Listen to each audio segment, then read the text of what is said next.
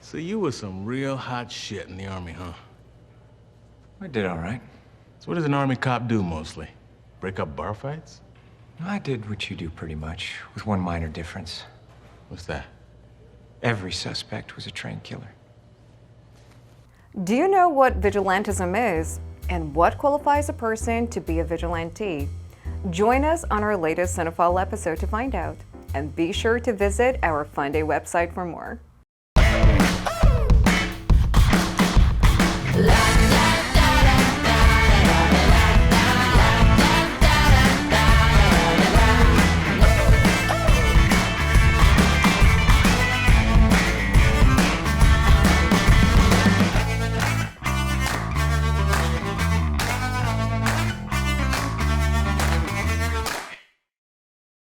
Hello everyone, I'm Peggy, your Cinephile host.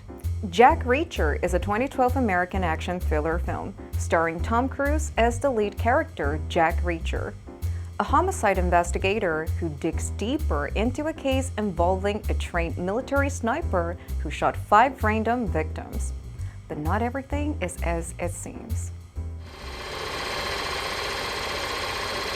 In Pittsburgh, Pennsylvania, a man drives a van into a parking garage across the Allegheny River from PNC Park, drops a quarter into the meter, then readies a Springfield Armory M1A and assassinates 5 people on the river's North Shore Trail from long range before driving off.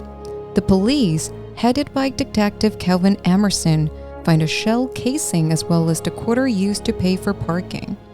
A fingerprint on the coin belongs to James Barr, a former U.S. Army sniper.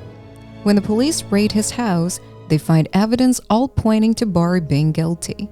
During an interrogation by Emerson and District Attorney Alex Rodden, Barr is offered a choice between life in prison in exchange for a full confession or guaranteed death row.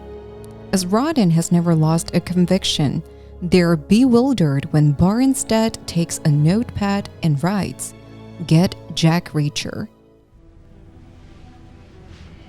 Who the hell is Jack Reacher? Jack Reacher, born Jack, not John, no middle name, is a ghost. No driver's license, car no expired, no residence, car no former, no credit cards, no credit history, no P.O. box, cell phone, email. Nothing. Reacher is a drifter and former U.S. Army military police officer. He arrives in Pittsburgh after seeing a news report about Barr and the shooting.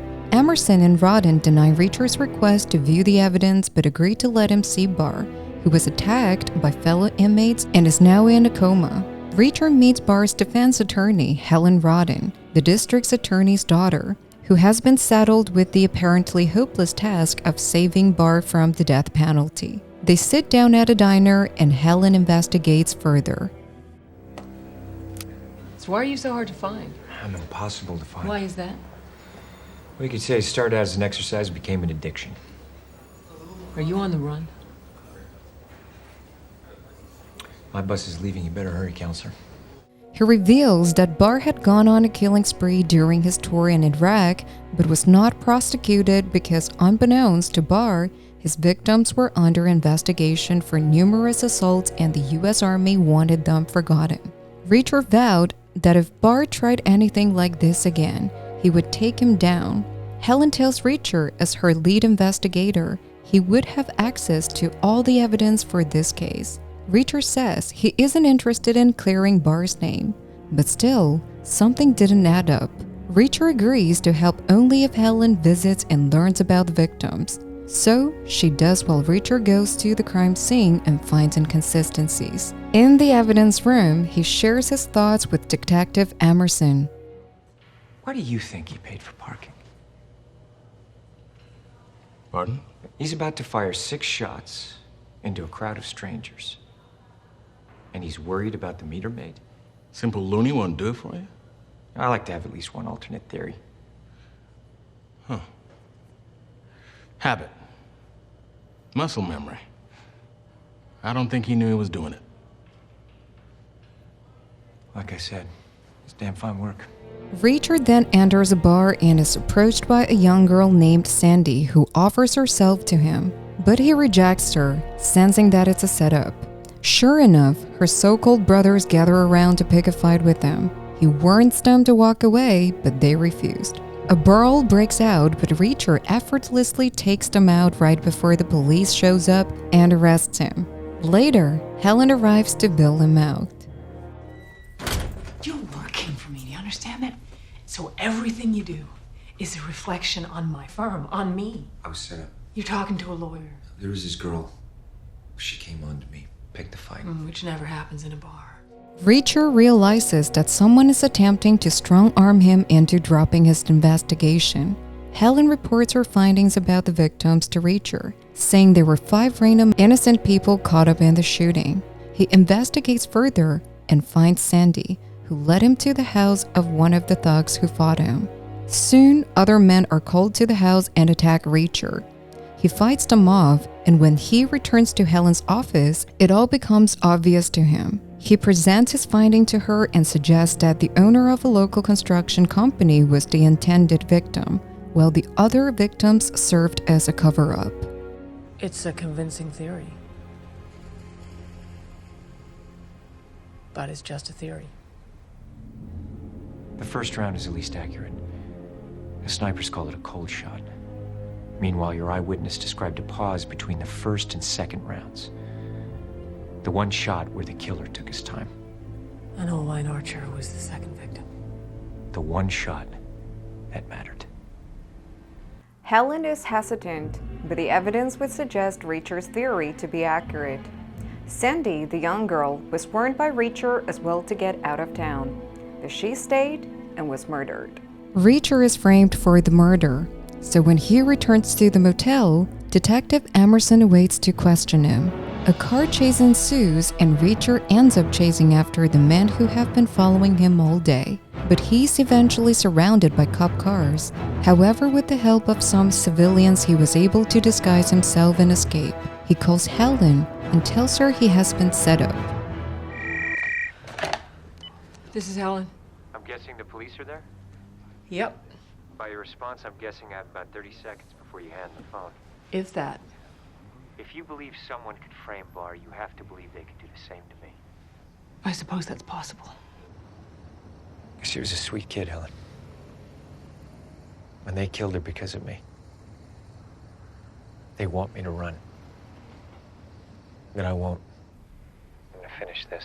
Reacher then follows up a lead at a shooting range in the neighboring state of Ohio, owned by former Marine Martin Cash, who says he will talk only if Reacher demonstrates his shooting skills. Reacher shoots, and he managed to get all 3 shots close enough to the X mark. Martin then reveals that he knows Reacher's true identity. You're a little rusty, Mr. Reacher.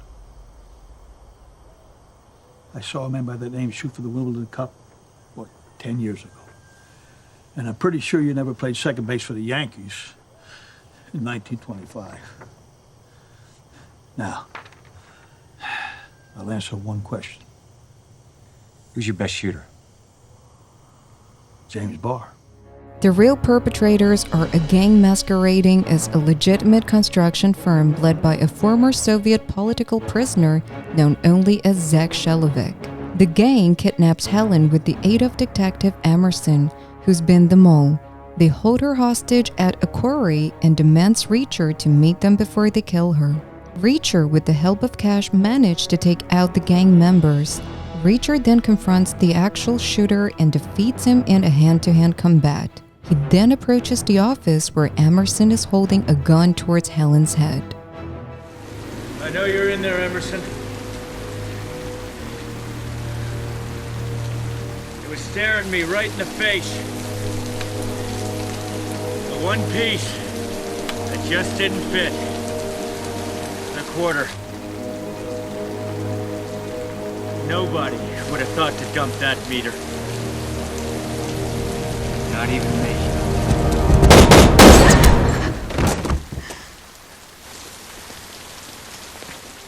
After killing Emerson, they confront the Zach, who points out that Reacher has killed most of the witnesses against him and doubts that he would be convicted. Realizing he'd probably get away with it, Reacher shoots him on the spot. Reacher and Cash then prepares to flee the scene with confidence that Helen will clear Reacher's name.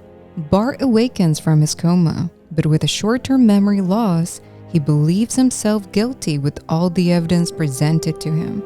But Helen assures him he's going to be okay. Still unaware of all these developments, Barr is willing to accept both responsibility and his punishment, fearing that Reacher will seek justice if the law does not, as he describes the man behind the name of Jack Reacher. There's this guy. He's the kind of cop. At least he used to be. He doesn't care about the law. He doesn't care about proof. He only cares about what's right. Look at me when I'm talking to you. He knows what I did. He knows where I am. And this guy, he made me a promise. Shut your mouth!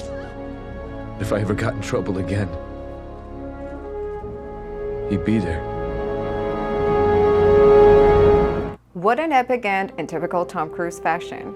It's amazing to think of all the stunts he does himself in these kind of action films. In this particular movie, Cruise performed all of his own driving stunts during the car chase sequence. Cruise would later reprise his role in the 2016 sequel, Jack Reacher, Never Go Back, with more action and thrilling segments. It is certainly worth a watch. 接下来我们来揭晓今天电影迷神隐任务 Jack Reacher 要学什么。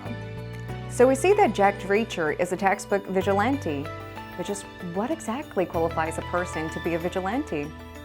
Vigilantism is defined as the practice of ordinary people in a place taking unofficial action to prevent crime or to catch and punish people believed to be criminals. Do any other vigilantes come to mind? Perhaps Batman or Spider-Man, or most other superheroes who typically take matters into their own hands. Who's your favorite vigilante? Hope you have learned something useful in this episode of Cinephile.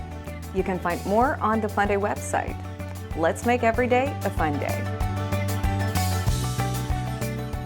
Wait, that's it? It's just over? You'll be all right, counselor. No. What if I need you? How'll I find you? Well, you don't need me. Not anymore.